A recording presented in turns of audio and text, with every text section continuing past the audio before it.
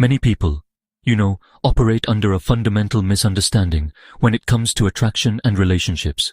They believe in this simple, almost transactional, idea of romance.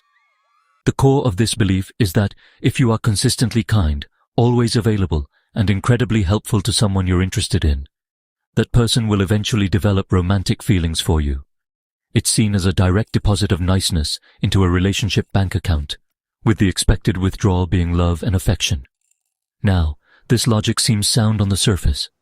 After all, who wouldn't want to be with someone who treats them wonderfully, supports them unconditionally, and is always there for them? It's a very common storyline in movies and books, isn't it? This belief system, though, leads to a pattern of behavior where individuals invest huge amounts of emotional energy, time, and effort into another person.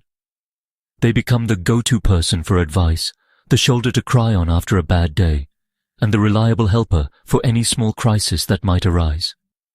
They listen for hours about the other person's romantic troubles with someone else, always offering a supportive ear and thoughtful guidance.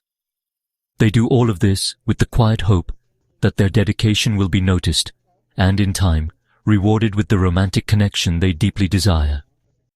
This person essentially becomes the perfect friend, hoping the role will somehow magically transform into the role of the perfect partner. Unfortunately, this approach is often the very thing that cements a person's status in the friend zone. The reality is that attraction doesn't work like a loyalty rewards program. You simply cannot accumulate enough nice points to cash in for a romantic relationship. While kindness and support are essential components of a healthy, lasting partnership, they're not the primary drivers of initial romantic attraction. By focusing solely on being helpful and agreeable, you are, in effect, auditioning for the role of a supportive friend, not a romantic partner. You are showcasing your value as a resource, but not necessarily as an object of desire, which are two very different things in the early stages of getting to know someone.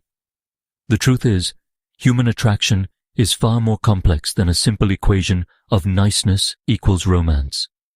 It involves chemistry, tension, desire, and a sense of mystery. When you make yourself endlessly available and constantly give, without asking for anything in return, you inadvertently remove all of these crucial elements from the dynamic. You become predictable, safe, and comfortable. While these are wonderful qualities for a friendship, they rarely ignite the spark of romantic passion. The myth of the nice guy or nice girl finishing first is just that. A myth that often leads to disappointment and a fundamental misunderstanding of how human connection truly works. The concept of the friend zone is not some random, unfortunate accident that happens to good people. It is often the result of a subconscious, yet very real, resource management strategy employed by the person you are interested in. People, whether they realize it or not, are constantly allocating their emotional and social resources. They have a limited amount of time, attention, and energy to give, and they distribute these assets to the people in their lives based on the roles those people play. Everyone in their life serves a certain purpose, from a colleague to a best friend to a potential romantic partner, and is treated accordingly. Think of it this way. A person has different needs that must be met. They need emotional support, companionship, intellectual stimulation, and romantic excitement. Instead of seeking all of these qualities in one person, which can be frankly difficult to find, they often assemble a team of people to fulfill these different roles. One friend might be the fun one for going out, another might be the intellectual one for deep conversations, and another might be the reliable one for emotional support. When you consistently provide unconditional support and assistance, you are effectively applying for, and often winning, the job of the emotional support provider. It's a valuable role, but it is a distinctly different role from that of a romantic interest.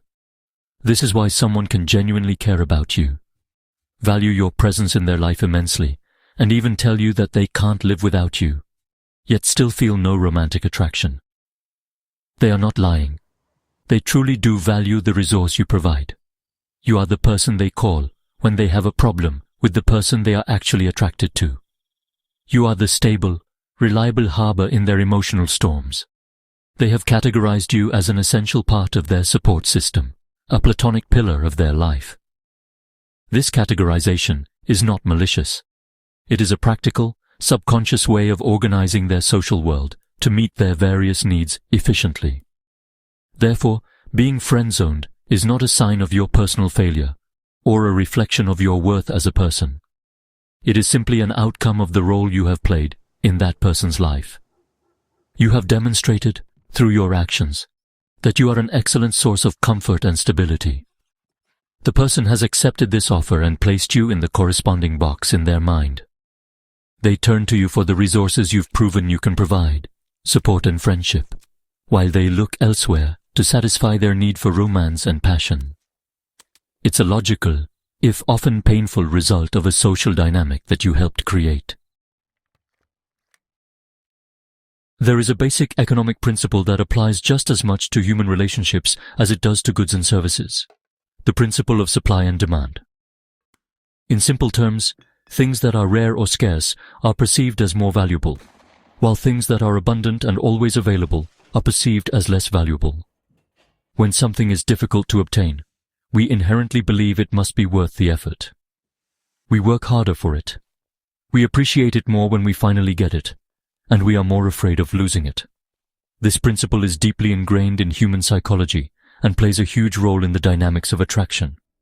Now apply this concept to your time and attention. If you are always available, if you drop everything the moment this person calls or texts, you are creating a situation of abundance. Your time, your energy, and your emotional support are always on offer, with no limitations. The supply of you is effectively infinite. As a result, the perceived value of your attention decreases. The other person doesn't have to work for it, wonder about it, or earn it. It is simply there, a constant and predictable part of their life. There is no challenge, no chase, and therefore very little excitement generated. Contrast this with someone who is less available. This person has their own life, their own hobbies, and their own priorities. Their time is a scarce resource.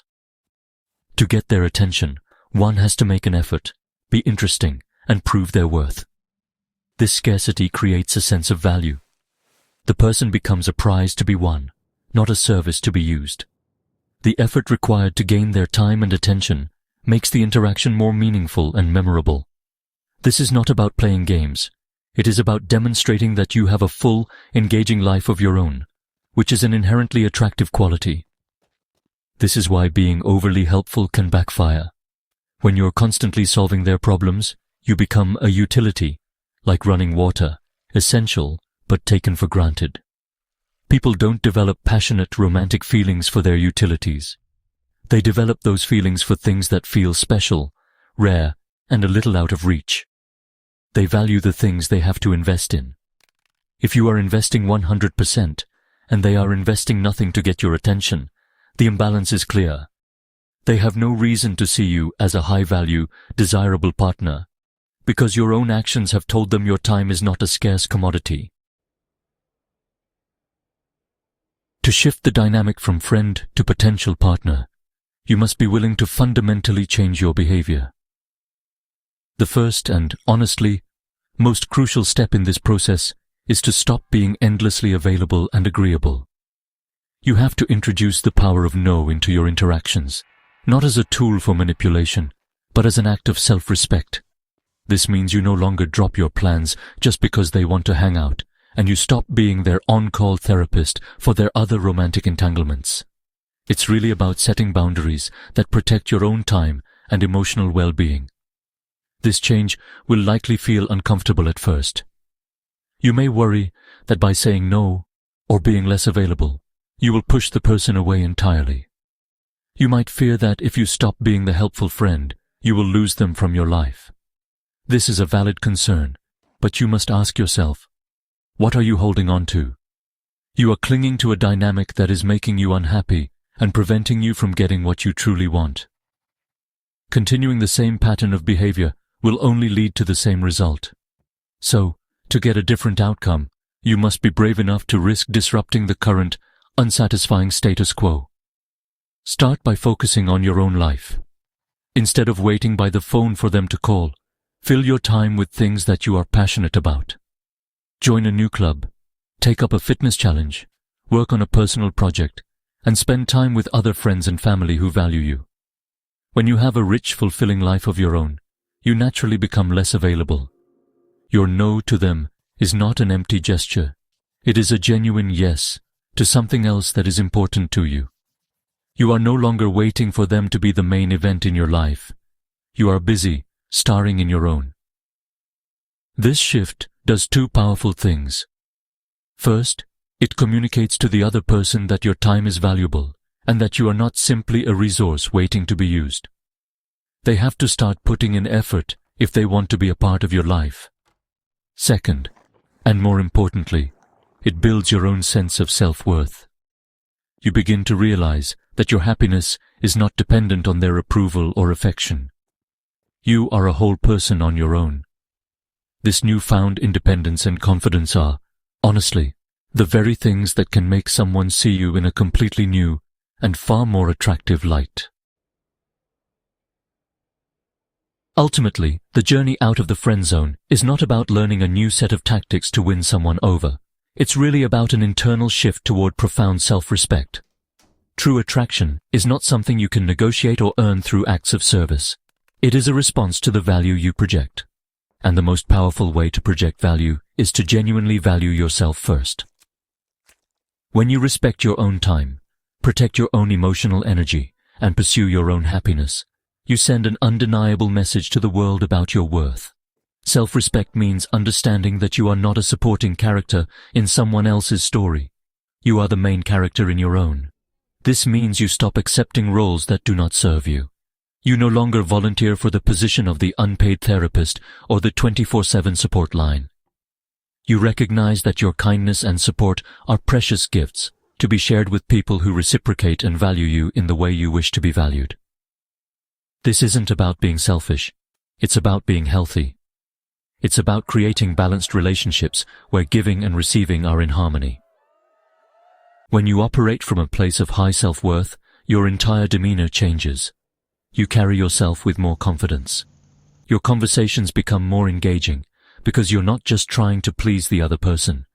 You're sharing your authentic self. You become a challenge, not because you are playing hard to get, but because you genuinely are hard to get. Your time and attention are limited resources because you are investing them in your own growth and happiness. This scarcity, born from a place of genuine self-investment, is incredibly attractive. In the end, whether this specific person begins to see you differently is almost secondary. The real victory is that you will have built a life that you love, independent of anyone's validation. You become a more magnetic person to everyone you meet, not just the one person you were focused on. By prioritizing your own well-being and respecting yourself enough to walk away from one-sided dynamics, you become the kind of secure, confident individual that everyone is drawn to. Self-respect is not just a strategy to escape the friend zone. It's the foundation for all healthy relationships and, really, the most powerful form of attraction there is.